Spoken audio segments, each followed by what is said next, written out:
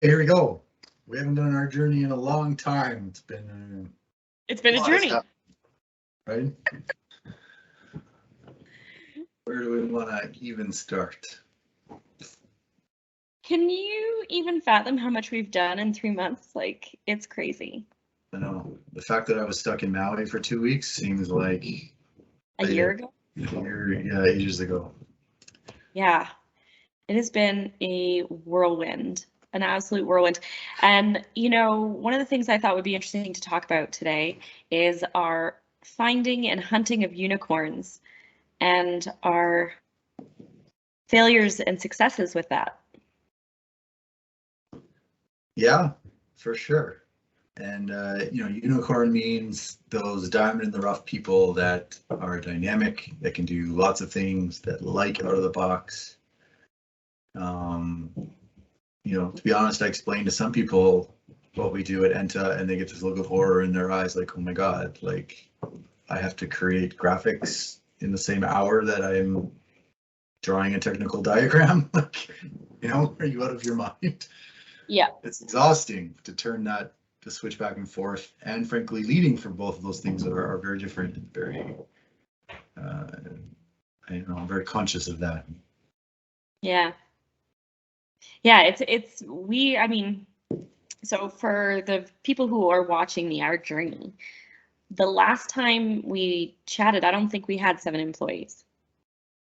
No. So that's new. Yeah, so that happened. Right. But you know, I don't even know if we've talked about the fact that we had this like pivot moment. With where we like honed in our brand and we're about to launch a new website and we're like. Well, and you know, it's funny, you start tying it all back, right? We're looking for unicorns for people, but if we don't know who we are, how are we supposed to find people that want to be part of who we are? And then at the same time, if we don't know who we are, how are we supposed to explain to clients who we are and why they should work with us, right? Totally. And all of a sudden we had this kind of moment back in October where we kind of tied it all together nicely in terms of culture and what you do and what you say. And all of a sudden that story like seemed to make sense and resonate, and you know, 4 or 5 clients in 3 weeks or something. Like, it's crazy. Yeah. You know, I was trying to figure out, you know, who I was going to beg, borrow, and steal money from in November to, holy shit, we better hire somebody in 3 weeks. And since then we've hired 3. Right? Yeah. So I get stressed out just thinking about that. Yeah, now we have bigger stresses. Now we have to make sure we have enough runway to keep everybody sustainable because we've got families on the line and friends on the line and things are higher. Yeah. It's interesting, like how we view a team is different now. It's not just like, hey, we need someone to help us out. It's like, all right, well, we need someone to do this, but they need to be like in this cost range and they need to work for this person, and this person's development plan kind of looks like this. So, you know, like, you know, now we've got this like dynamic system, right? It's a system of strengths, really. And as soon as we add a new strength to it, the whole thing's gonna like change, right? Yeah. You know, what we're trying to do is slowly move towards a holacracy where it's all strengths-based and accountability-based, and you know, that changes. Every new person you add can cause that whole thing to shift, right? Yep. Just like it causes a culture to shift if you're not like super strategic on saying this is who we are. Right. Yeah. And but let's back up for a second there, because you touched on something really important.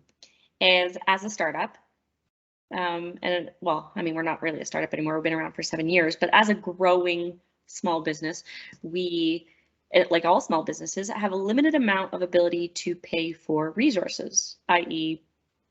employees. Mm-hmm. But we want the best because we love our business so much. And this is really interesting because I just had this chat with another leader, you know, in Calgary, who like, it definitely has a different mentality. It's like, well, if I pay them more, they should work harder. Right? And I think, and I think you agree, Adam, is that once you reach a certain comfort level in your, like, I can afford my lifestyle, the rest, you would rather have like a better place to work. Yeah, your overall quality of life. They've done studies of this too, right? It only increases up to the point of where your needs are met and you're comfortable. After that, it doesn't change it. So yeah, it becomes more about self-actualization and learning and people and teamwork and connection, right? Yeah. And so when people are like, well, why would I want to invest in all this fluffy stuff? Mm-hmm. I mean, I just had a girlfriend who quit her job, turned down an offer for like 40% more pay to go to a place where she liked the people better. Mm-hmm. Well, you know, it's amazing. You know, I like to think that the people that work for us are super pumped about not only working with day to day, but the potential of the company and being part of that, right? You know, Yeah. these people, our team works so freaking hard. And it's not that I'm yelling at them or that we're trying to get, if anything, we're like, no, hold on, like, It's right, the we're trying to, weekend. well, You need to take a break. yeah, right. You know, it's like the horses are running and we're just like, whoa, you know, Right? chill out. Like we tried to take them all out for a lunch the other day, and they're like, well, but I could do some work. You're busy. Stop and celebrate. I think it is International Women's Day. We were celebrating the awesome women we have in our company. I'll toot my own horn too. Okay. But you know, like it was like, okay, but I won't get it done as soon. And I'm like, guys, it is okay. Like stop, celebrate. We have such an amazing, hardworking team. But I mean, that wasn't easy. Like we're finding these guys, but it's not like we put out a job posting. How'd that turn out? Yeah, well, we'll see, right? We asked So for the far, extraordinary and we got nothing. So super underwhelmed. yeah, you know, and we got some feedback that our posting was a bit vague, so we certainly can tighten that up a little bit, but like ultimately, yeah, that's the thing about unicorns. You have to hunt them. You're not harvesting them. You're not, you know, throwing a stick of dynamite in the water and they all float to the surface. You gotta find them. Right? We've been super lucky with the team we got so far because they just kind of fell in our laps, right? Yeah, there are people that we've already worked alongside with or worked with, and we're like, ooh, one day, like how long? I think it was like 8 months we talked about one of our employees. Yeah, right. Like one day I'd love to have that person as part of our team. One day. And then like, yeah, we super lucked out. And you're absolutely right. Like unicorns, you don't go to the unicorn farm. It's not on Indeed. You don't, it's not there. It's through referrals, through networking, through saying, hey, I watched this person work, right? I've seen this person in action and if they could come on board, I think they'd fit good. So, I mean, as leaders, you and I are always watching our network to see. Yeah, and you know, we talked about this a lot. Our team performs very well and work really well together, which means that any new people that come on the team, it's got to be really hard to get on the team, right? You know, and at some point, we won't be doing the hiring. Someone else will be hiring their own team member, which means if we haven't defined and articulated well enough what it means to be an Entipus, then it will be slightly diluted, right? And then every layer removed from us becomes something slightly different. Right? Yeah. And that's how a culture erodes with growth. Right? It starts all the way from there. So yeah, and especially if people aren't actively saying, like, who was it? Peter Drucker? Culture eats strategy for breakfast. Mhm. Fair. Culture is a strategy if you use it. It can be one of your strongest strategies. Well, I like Jeff Griffiths pointed this out from what's the name of his company? International Strategies. Yes. Workforce Strategies. Yep. It's like, would you rather have excellent processes all well defined with mediocre people, or would you rather have processes that are a mess with good people? Good people. And the answer is good people, because guess what? They fix the processes. So true. Hand, yeah, mediocre people break down the stuff that you have. They turn it into a mess. So the answer is always good people. At the end of the day, always, always, always, always. And the sooner you figure that out, the better. And treat them well, right?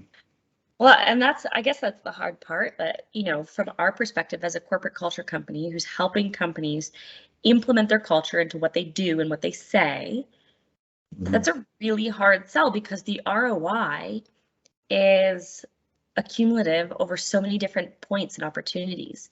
It's that, hey, your employee felt a little bit more engaged, they gave you a little bit more today, and tomorrow they give you a little bit more. Right. And you keep reinforcing it, and then they all of a sudden they're excited, and now they're contributing, and now, you know, they show up greater. Like, how do you measure that? Most companies aren't measuring efficiency in any meaningful way to begin with. Sure, and measuring is tough. And if you do measure it, does it then become a metric to which alters the behavior, right? It's kind of like the chicken or the egg, right? It works fine until you look at it. Right? Yeah. And then people are like, oh, I'm getting scored on this. Well, I'm going to figure out a way to get. There's always a way to game a metric, right? Totally. Careful. But yeah. Great example is one of our team members today was like, hey, I had a call with a client and saw an opportunity to upsell them, and went really well, and super excited. Sounds like we might get them, like, wow, you didn't have to do that, right? No, like, yeah, literally having a whole team that's invested in the well-being of our company and excited about it, right? Like, they show up excited about it. We got to do a filming day. By far my favorite day of all time. Yeah. Of all time, probably of all time. Oh yeah, amazing. And I know we have to put a date stamp on that, because there's many more to come. But we got to do a filming day, and we, instead of creating a boring website video, because we're launching it, stay tuned, boring web video, we engaged one of our employees, who is a director, producer, and filmer, to create us a movie trailer instead, because we don't do anything the boring way, right, Adam?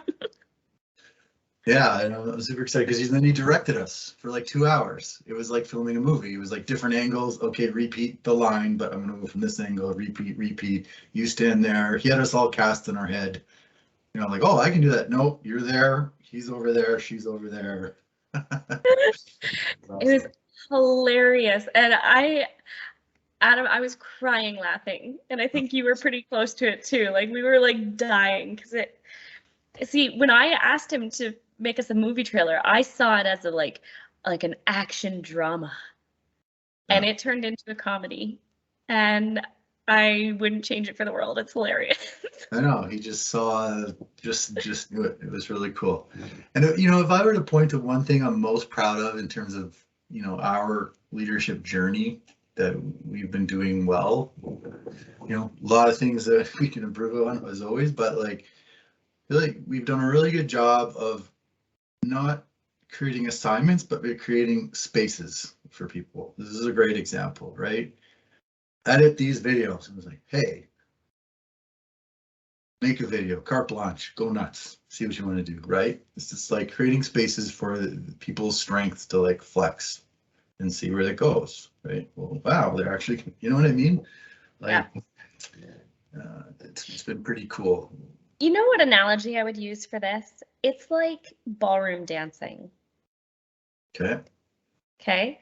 Like, leadership isn't about like throwing somebody around and telling them where to go and what to do. It's about little nudges and subtle hints, but then allowing them the space to move. So like, have you ever done tango? Because I'm now learning tango.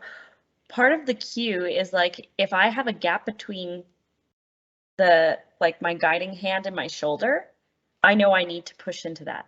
So even the space is a cue to move, right? And so like, I see leadership like that. It's not like, go over there, do this. No, that's management, right? It is guiding, right? Well, and I think that would be the biggest thing that I look for in a new person, right? You know, we do a 3-month probation, but a new person comes on, we create that space. If they don't push into it, you know, I don't care how you good at the one thing or that it is that you do, right? Yeah. We're at a stage where we need dynamic people that are interested in doing lots of stuff. Yeah. And I think that's every growing business until they reach the point where it's like one person to one role description, which, I mean, like that's the only time an org chart makes sense, right? But it doesn't make sense otherwise. And you can't run like that. Like that is maybe what, less than 15% of the companies out there.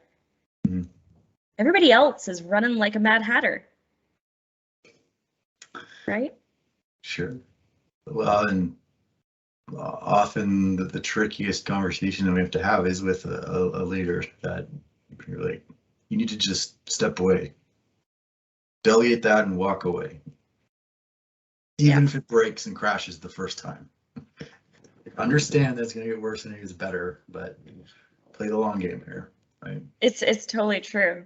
Giving permission to fail is probably the hardest thing you have to do as a leader. Mm-hmm. Right? And is like you're watching it and you're like, okay, I'm guiding. I can't force it. But I give you permission to fail. And that means permission to fail means your job's not on the line, means you're like, so you got to know when the job's on the line. Like, guys, we don't have room for permission to fail right now. It has got to be game time. It has got to be go. And there's times and places for that. But if you're growing people and growing, you got like that permission to fail is super important. Well, and what I love about having a team that's very dynamic and high performing is like something goes sideways, it is immediately like an onslaught of ideas and ways to adjust. You know, if anything, it's like, okay, filtering them out, like, okay, wicked, we'll just do that. Next time we'll fix that, but here we go. This will be awesome. Oh wait, that actually worked better. Who knew? Yeah. So, yeah, absolutely. We have come so far, and this year's been so crazy, so much fun, a little bit intense, a lot of sleepless nights, a lot of working in the evenings. It's become a regular thing now anyway.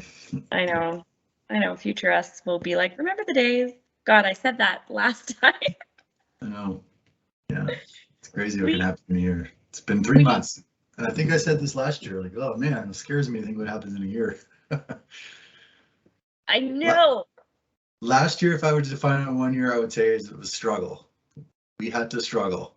That's the only way we figured out who we were. Oh yeah. We had struggle. It's like the universe wanted to know how badly we wanted it. Would we make the hard decisions? Would we stay up the late nights? Would we try this, try that, try the other thing? That's what 2021 was for us. Such a struggle, constant struggle. But then, yeah, 2022 has been a whirlwind. It's been crazy. It's fun. A lot of fun, a lot of learnings. But the thing that makes me laugh is we said,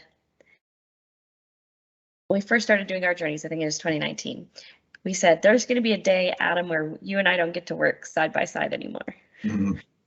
Yeah, it's true. And we went through a lot of that at the beginning of this year. And only recently, when we were brainstorming for some culture workshops, did we get back in. And I was like, this is so nice. It's like the old days. Yeah, it was locked room on the whiteboard. The what if. Yeah, just incredible. So it's funny to think 2 years from that statement, it's already starting to come true. And yeah, it's just been an awesome journey. Okay, well, on that note, Cool, 2022.